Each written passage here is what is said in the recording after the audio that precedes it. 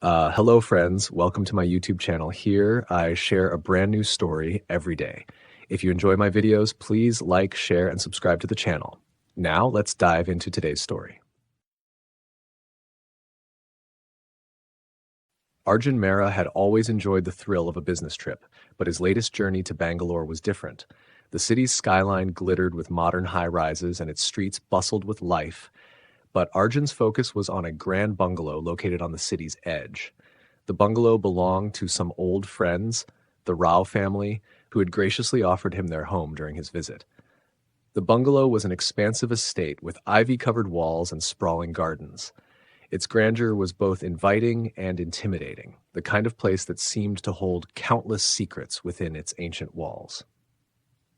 Arjun arrived in the late afternoon, and after a warm welcome, he was shown to his guest room, a cozy suite with antique furniture and large windows overlooking the garden. That evening, the Rao family hosted a dinner party in the elegant dining room. Arjun, along with Mr. and Mrs. Rao and their two children, enjoyed a lavish meal filled with laughter and nostalgic stories. They reminisced about their college days, their careers, and the changes time had wrought. As the night deepened, the conversation turned to more personal matters, and Arjun found himself increasingly engrossed in their tales. As the hour grew late, Arjun excused himself and retired to his room. Despite the comfortable bed and the soothing lull of the night, he found himself restless. His mind replayed the evening's conversations, and a sense of unease began to settle over him. He tossed and turned, unable to escape the feeling that something was amiss. Around midnight, a sudden sound outside drew his attention. Arjun got out of bed and went to the window. The moonlight cast eerie shadows over the garden, and he saw a black hearse gliding slowly up the driveway. The vehicle's presence seemed out of place in the otherwise peaceful setting. Arjun's curiosity got the better of him. He watched as the hearse came to a stop, its engine purring softly. The driver, clad in a dark uniform, got out and moved to the back of the vehicle. The hearse's headlights illuminated the scene, and Arjun saw that there were several people inside, their faces obscured by the dim light. When the driver looked up and saw Arjun at the window, he raised a hand and, in a voice that seemed to echo through the night, called out, "There's room for one more." His face was pale, almost ghostly, and his eyes seemed to pierce through the darkness.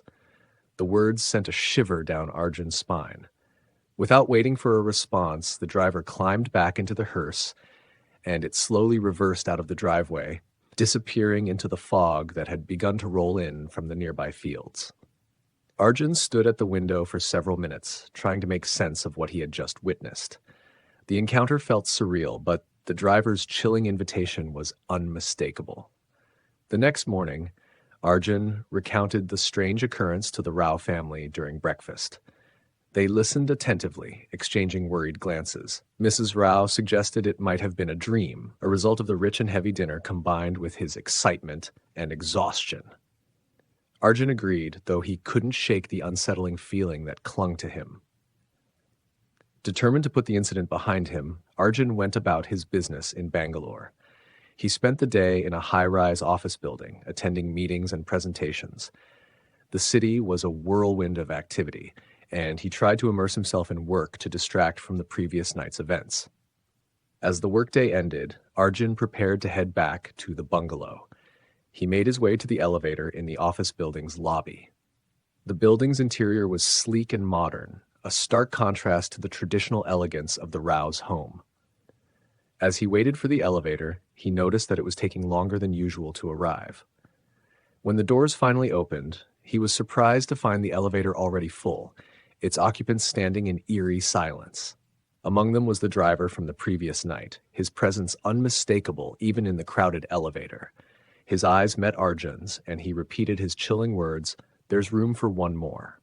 The other passengers, though silent, seemed to regard Arjun with a cold, distant gaze. Arjun's heart raced as he processed the situation.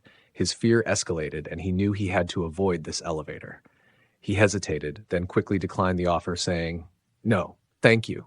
I'll wait for the next one." The driver's expression remained unchanged as the elevator doors closed and the elevator began its descent. Arjun stood back, feeling a growing sense of dread. Moments later, A thunderous crash reverberated through the building. The elevator plummeted, the sound of metal twisting and breaking accompanied by the screams of those trapped inside.